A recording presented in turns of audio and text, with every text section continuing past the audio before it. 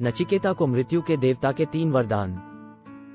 एक समय की बात है, नचिकेता नाम का एक बुद्धिमान और नेक युवा लड़का था।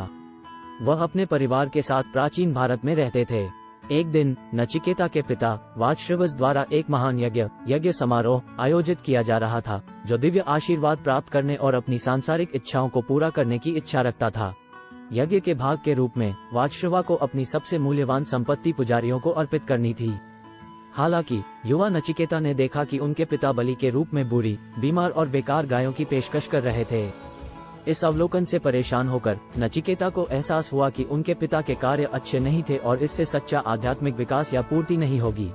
अत्यंत चिंतित नचिकेता अपने पिता के पास गए और आदरपूर्वक उनसे प्रसाद की प्रकृति के बारे में पूछा। भौतिक लाभ के लिए कर्मकांडों और इच्छाओं में फंसे वाजश्रवा ने हताशा में आवेगपूर्ण प्रतिक्रिया व्यक्त की।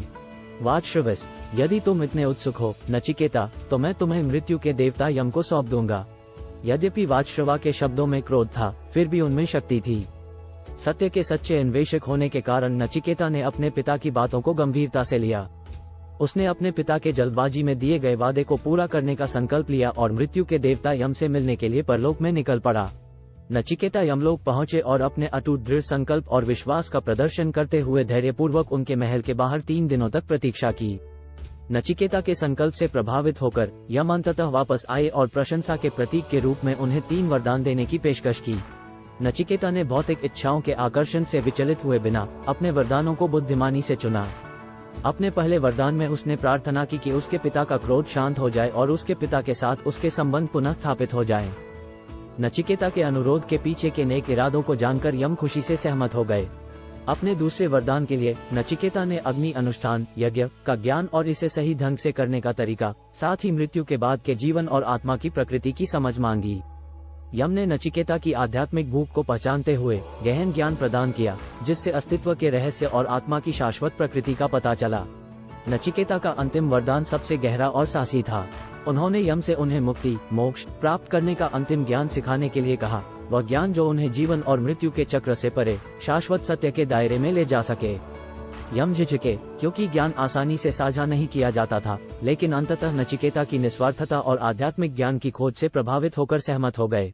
जब यम ने आत्म प्राप्ति, सांसारिक इच्छाओं के त्याग और परमात्मा के प्रति समर्पण के महत्व पर जोर देते हुए मुक्ति का मार्ग बताया तो नचिकेता ने ध्यान से सुना।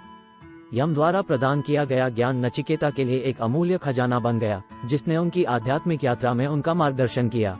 गहन ज्ञान और आत्मज्ञान प्राप्त करने के बाद नचिकेता अपने पिता के घर लौट आए। उनके पिता ने नचिकेता के गहन ज्ञान और आध्यात्मिक परिवर्तन को महसूस करते हुए खुली बाहों और गहन सम्मान के साथ उनका स्वागत किया।